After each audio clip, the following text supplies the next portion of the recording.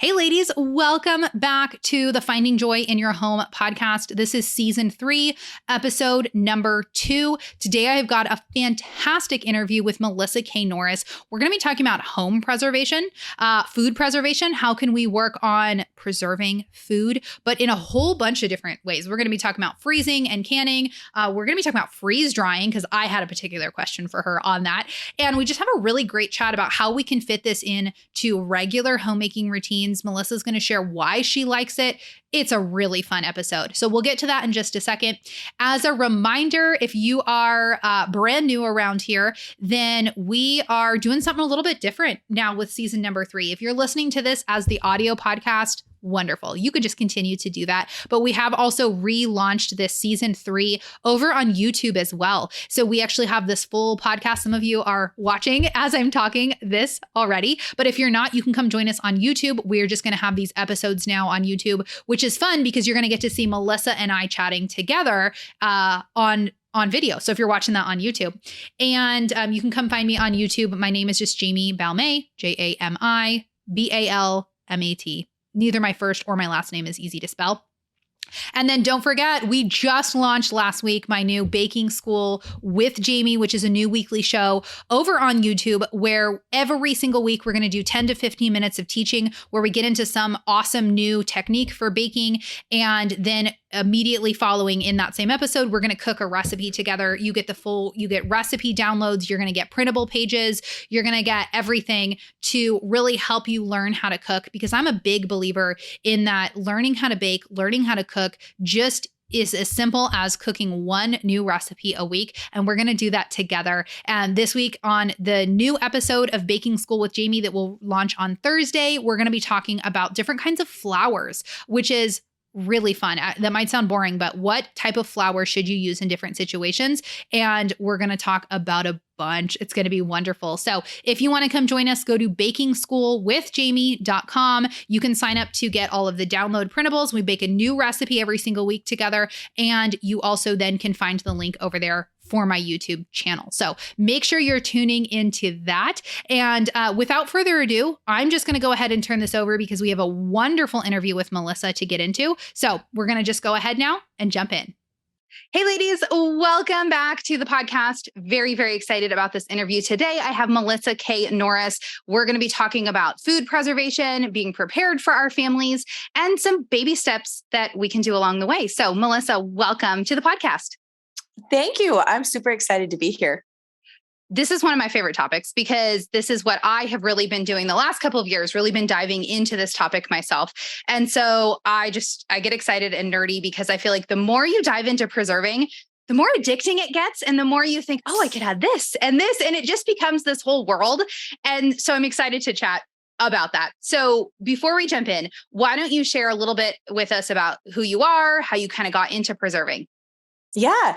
Well, as you shared, my name is Melissa K. Norris. I'm a 5th generation homesteader, which sounds really funny to say because when I was growing up, we were just country folk and I didn't realize it at the time. We were just too poor. We were just too poor to buy most of our food from the store, to be quite honest. But my mom was so good at cooking from scratch. And when I was a little girl, if we went to town, because I lived very rurally and grew up very rurally, we didn't go through drive-throughs. My mom would pack our lunch and we would eat it in the back seat of the car.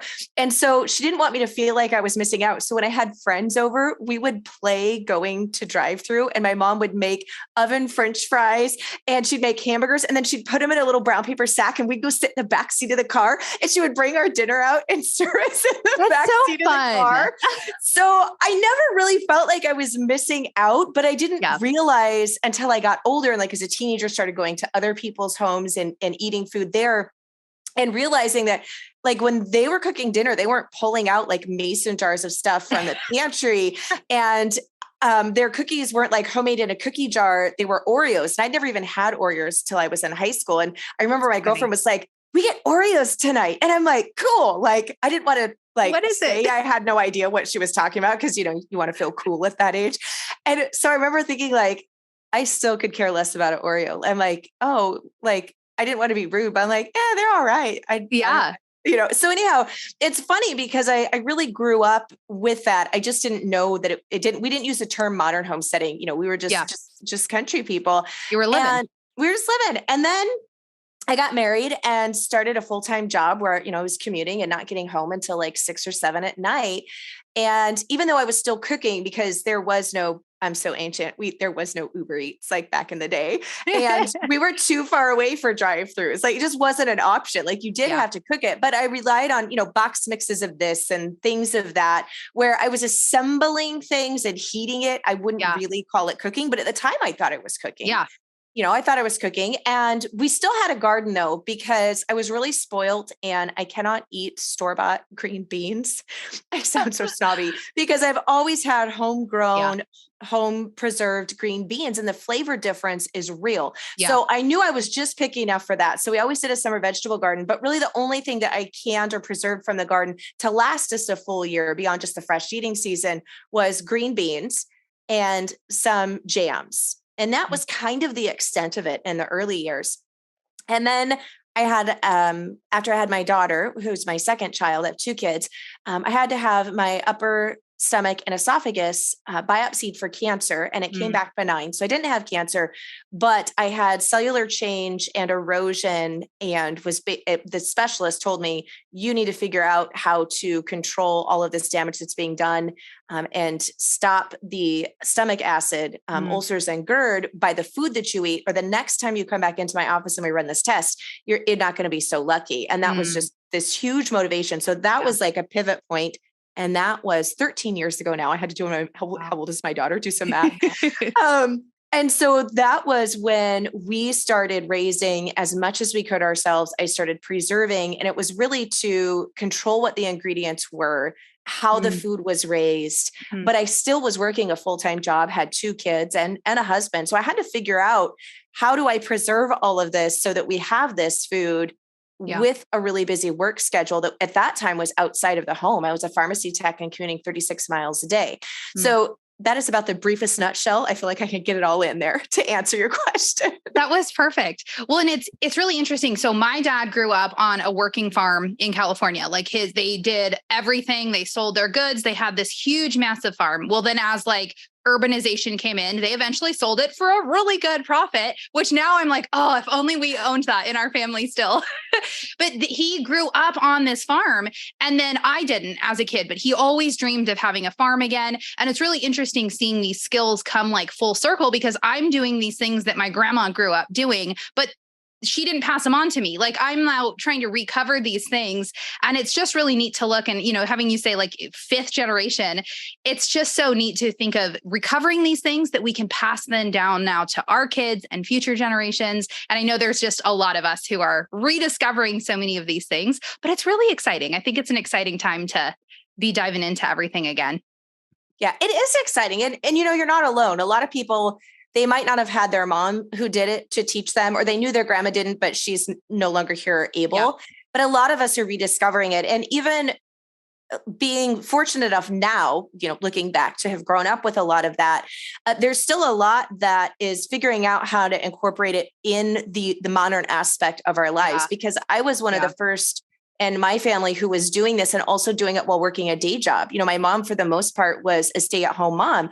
And so trying to balance that has been where we're all going to have to rediscover that along with the skill sets, and incorporate it, because most of us, and there's some, who are at home full time and are able to do it. But even that, with homeschooling and all of that, it just is, it's a challenge, but as you're discovering, it is so addicting, and it's so wonderful and amazing. And I was having to giggle because, as you were saying, addicting, I'm like, we just had to add a pantry, a walk-in pantry on the other side of this wall to hold it, because that's how addicting it gets. Yes. So, yes.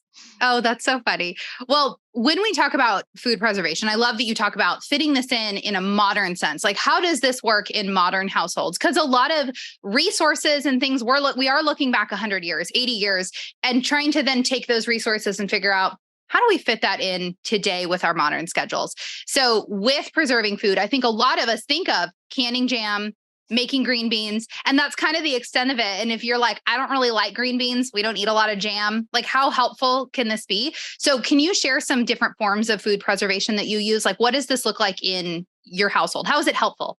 Yeah, no, that's a great question. And you're right. A lot of people look at that. And, when my kids were little, we did eat a lot of jam and jelly, but my kids are teenagers now, and I don't can nearly the amount of jam and jelly I did just because it's simply not used as much. So I think that's great. But so with home food preservation, there's actually a lot of us think of canning. That tends to be what comes to mind when you say food preservation, especially at home. That's just kind of where all our minds go. And like you said, pickles, jams and jellies, maybe a few vegetables, but really within home food preservation, yes, there is canning. And I do can quite a bit, including pressure canning, because it does create a shelf stable food, meaning it doesn't, I don't have to have it in the freezer to stabilize it.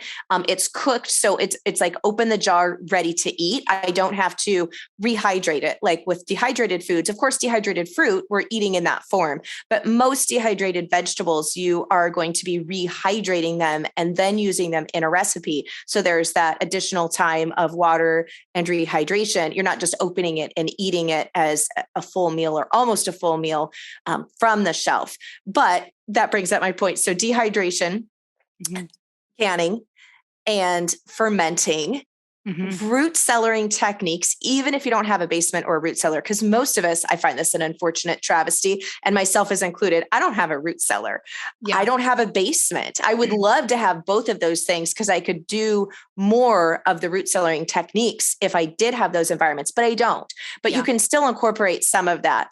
And then freeze drying. So home freeze dryers really came on the market about the last 5 years. They're relatively new for a home food preserver. They are the most expensive piece of my equipment as far as doing home food preservation, but they do open up a whole new avenue of different foods that you can do as well. And then of course there is your freezer. So, blanching and freezing and different foods like that. Of course, a deep freezer, you're able to do some of your foods that way. And then there's using salt. You can do some different salted herbs. Salt curing meat is something that's a little bit further down the path. Most people don't jump in right there, though I love it if you're someone who doesn't started there. I think that's amazing.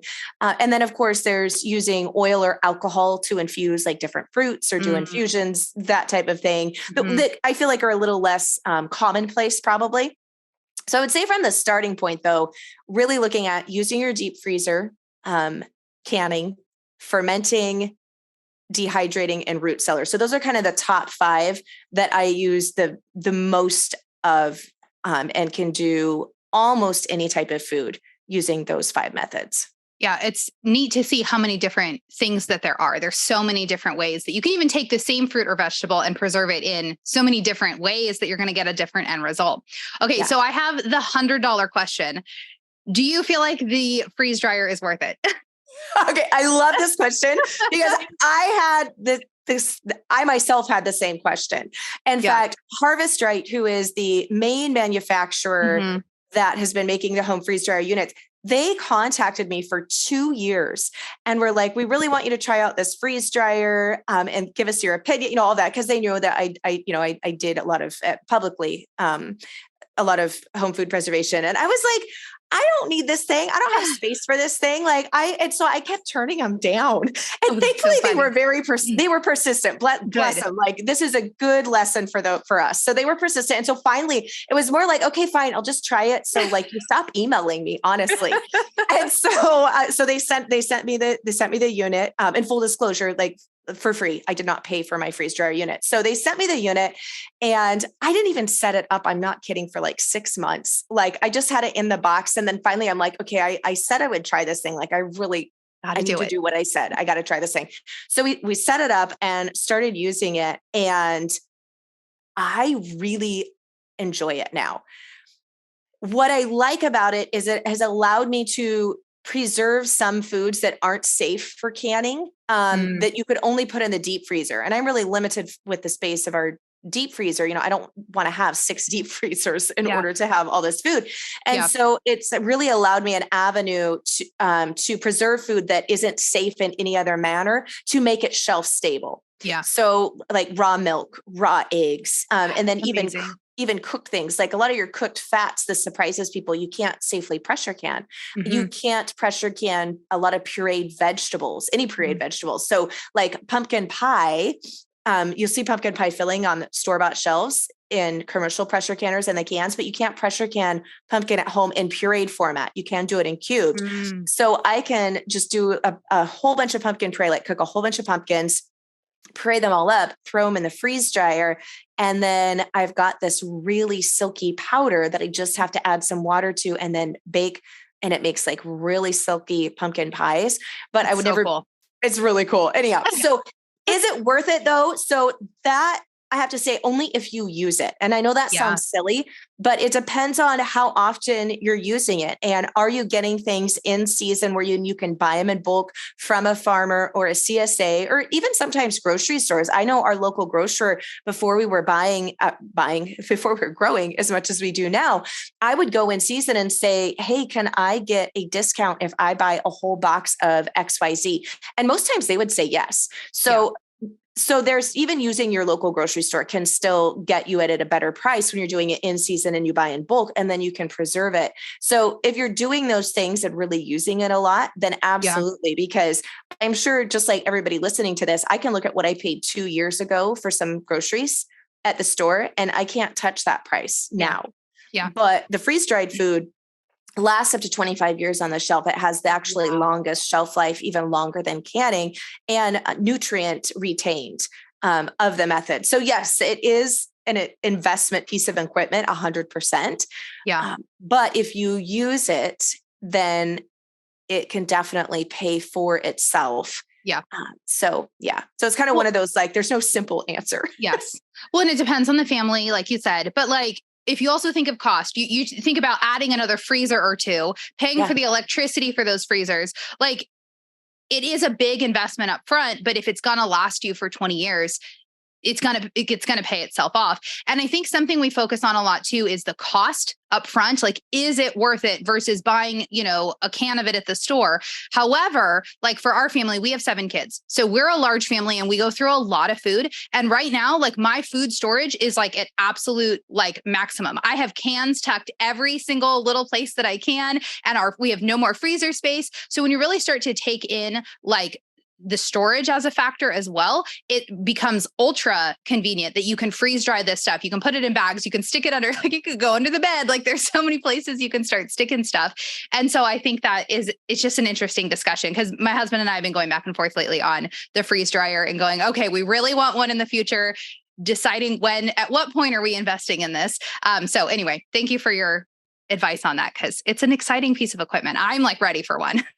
Yeah. Oh yeah. You're welcome. And two, one of the other questions I get asked a lot with the freezer is, how much does it cost to run? Because there is an electricity cost to run it, obviously. But it's actually been surprisingly pretty inexpensive. Some people have actually done out the math. I am not your girl for that, but when we've been running it like through the summer, I have not really noticed a huge jump in our power bill at all. So I think what I've heard is most people say, depending on what your power costs and where you live, et cetera, like maybe $1 a day.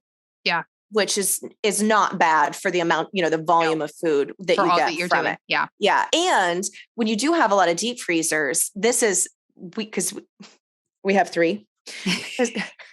Because when you raise a whole pig and you get a whole pig in the freezer, and same thing with like your, which we usually do half cow, not a whole cow.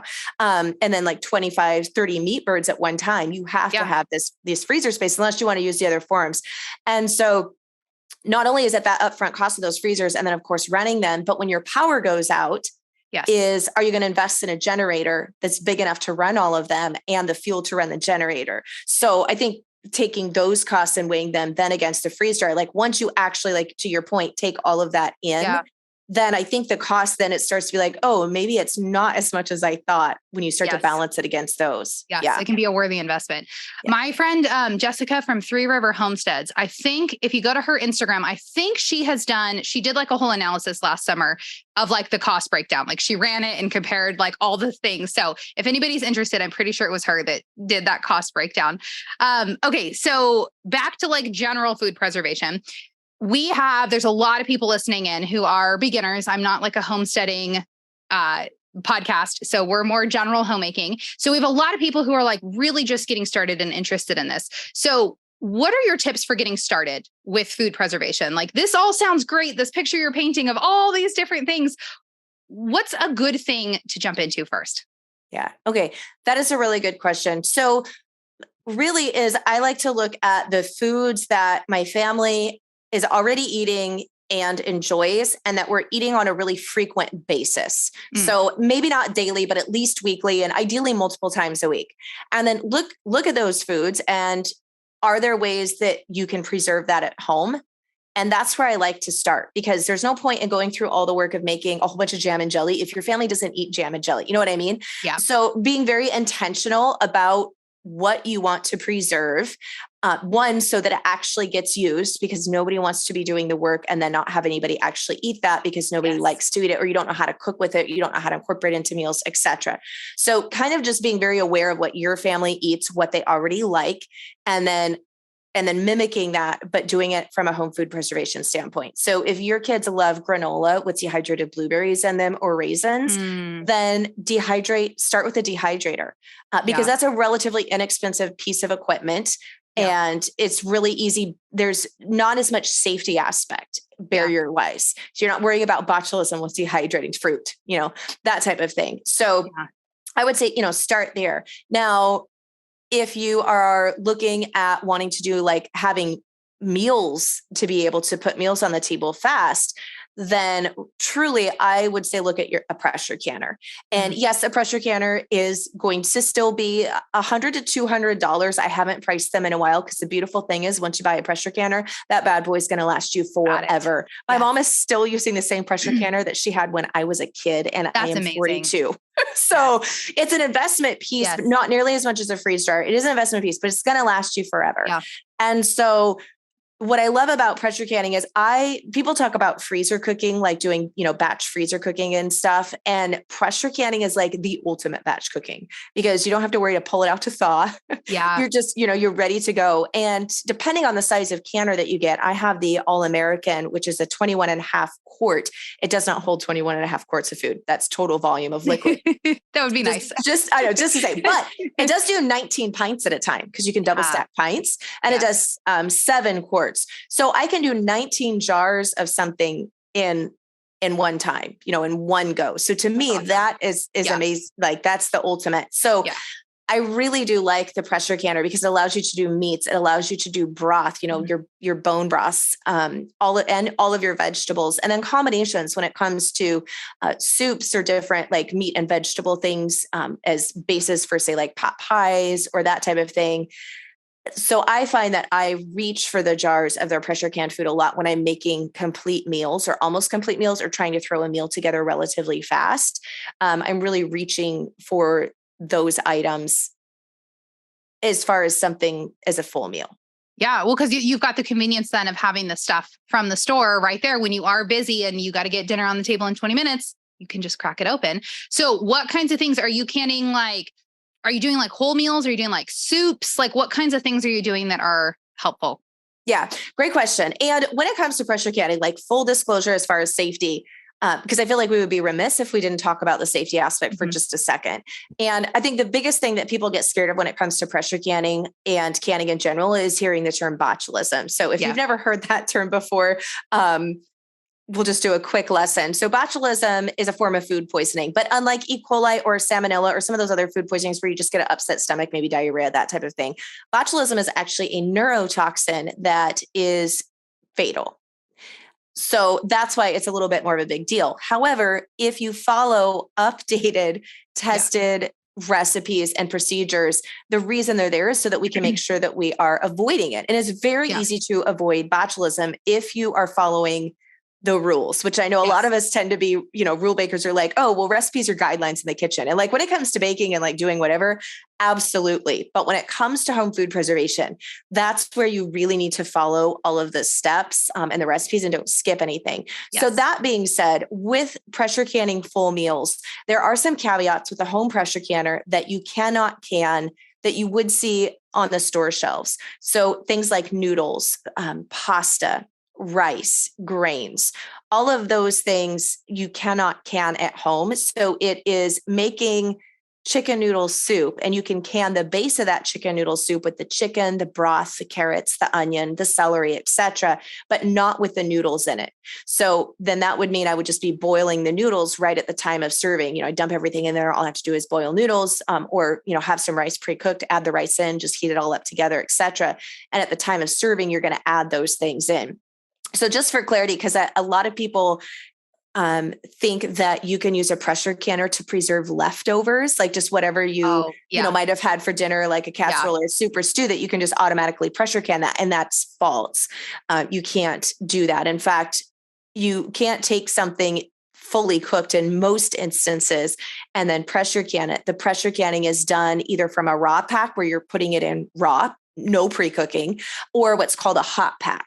And so that's where if it's meat and it's a hot pack, like you've lightly seared it, or you've almost cooked it all the way, and then you're putting it in hot into the jar with hot liquid, and then you're pressure canning it.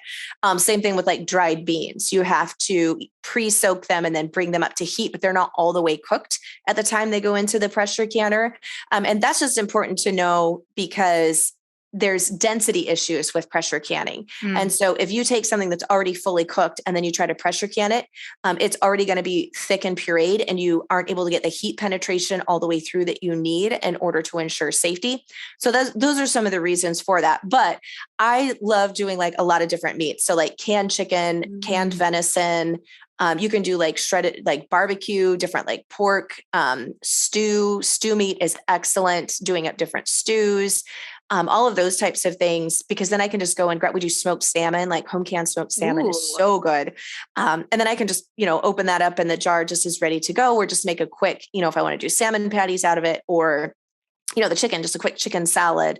Or like I said, I have a jar of canned chicken. I've got a jar of canned dried beans that are obviously no longer dried because they've been cooked while they're in the canning process.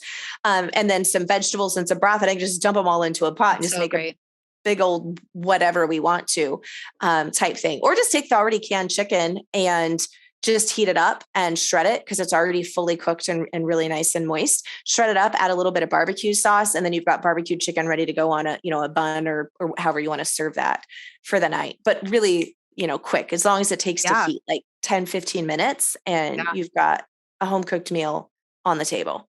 Well, that's just fantastic. That's kind of my next thing that I want to do is I've done a ton of pressure cooking. I've never done meat because it just feels scary. Like I'm like, it's just weird. Like, I don't know. It's just this next hurdle that I'm like, I want to do it. We got a whole cow last year and we're getting down to the point where I need to start using up the rest of it. And so I'm like, okay, I need to pull some cuts out and just like jump in and do it. And like, I just got to get over that. It's one of those things that I want to.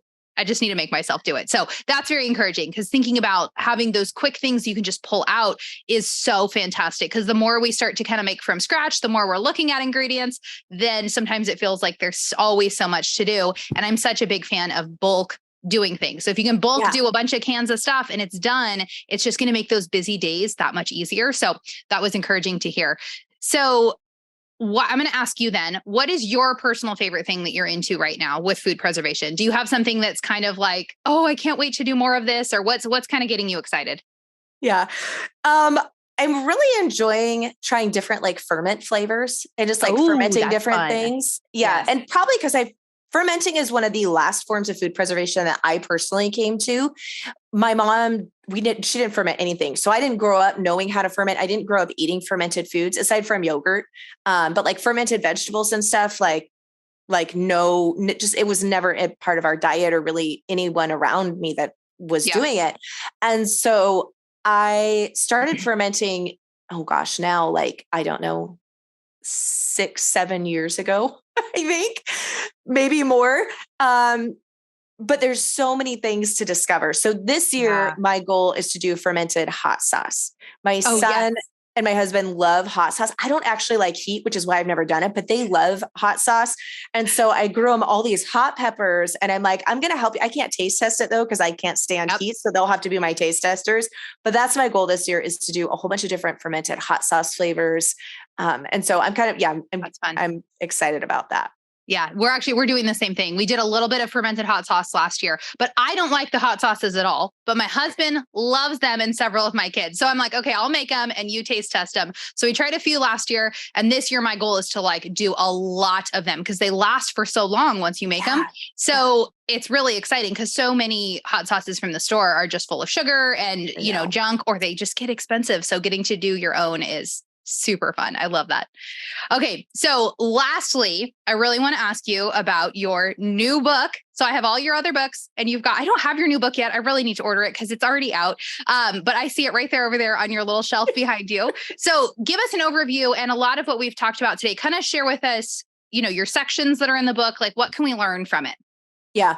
Well, what's unique about it is honestly, it's the book that I just wanted for myself. And I'm like, surely I can't be the only person that wants this. So if I'm going to go through all the work to compile all of what I want in one thing, then we're just going to offer it and for other people too. So what I wanted is, as I got into food preservation, I had a canning book. I had a dehydrating book.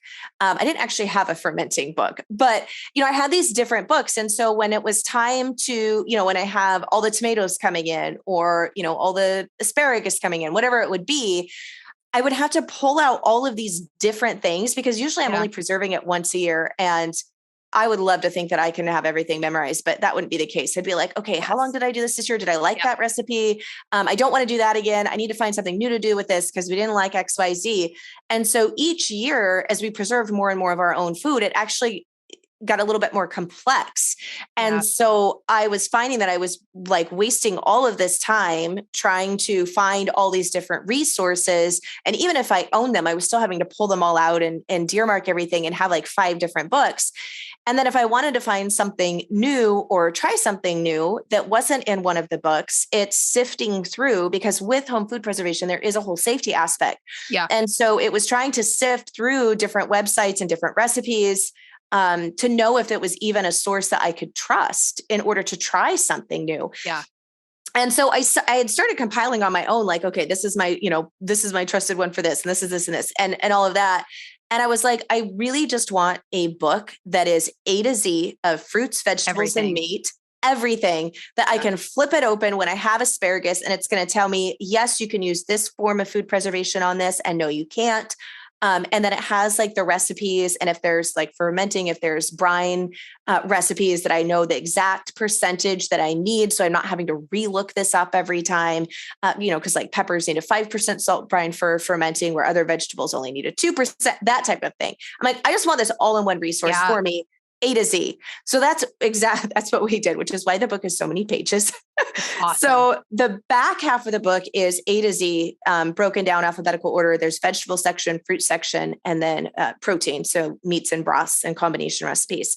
And then the front half is all the 9 forms of food preservation broken down with safety, the resources that you would need to use it, like you must have this equipment in order to do it. These are nice to have, that type of thing. And then step-by-step with pictures, tutorials. So if you've never done that type of food preservation before, you actually have a picture manual that is walking you through it. But if you have done it, like for you, you've already done some canning, then you're like, well, I don't really need that picture source. I'm just going straight to the back because I want the recipe for, whatever.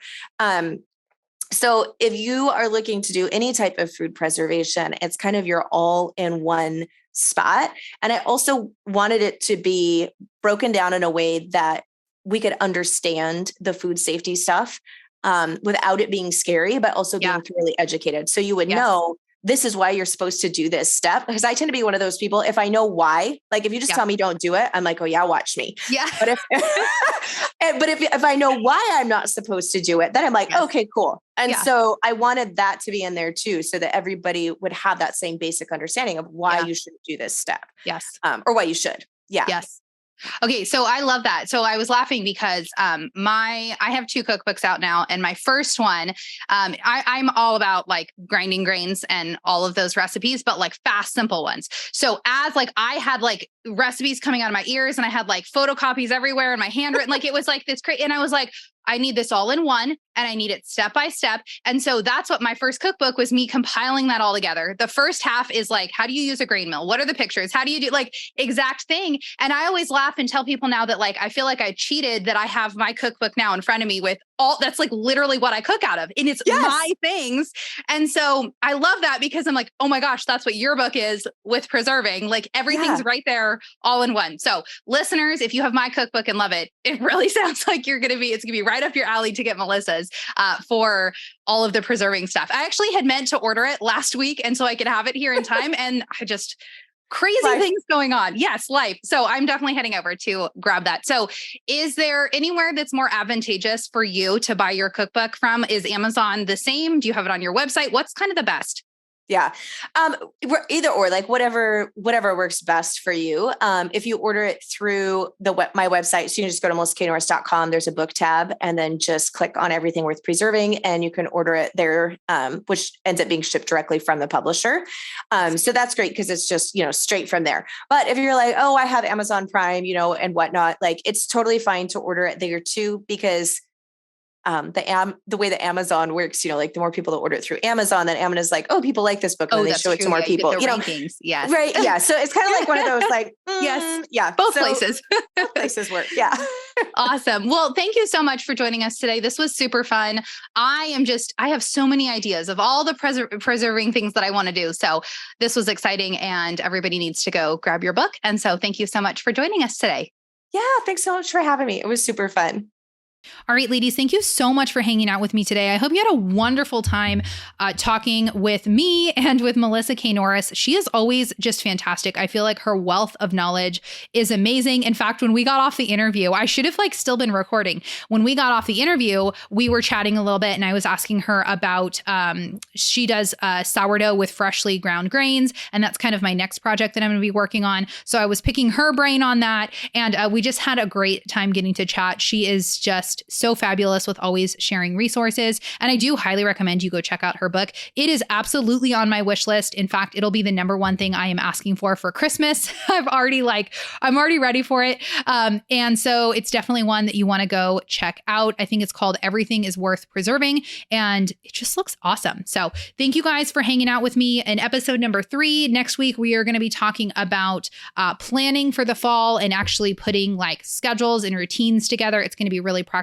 and really, really fun. We will be building off of episode 1, last week's episode, if you didn't listen to that one yet. And then don't forget to check out our sponsors for today's episode. We have got Care of and Green Chef. You can go to the notes at findingjoyinyourhome.com. Season 3, episode 2, if you want to get the direct links for those. And then don't forget that we also have my brand new video series, Baking School with Jami. Episode number 2 will be coming out this week. We're going to be talking about different kinds of flours, which is actually a really fun hands-on lesson. And then we're going to be making, what is episode 2? I think it must be homemade pancakes. And quick delicious pancakes will be coming up this week. So make sure you come check that out because that show has just been an absolute blast. Thank you for everybody's love and support.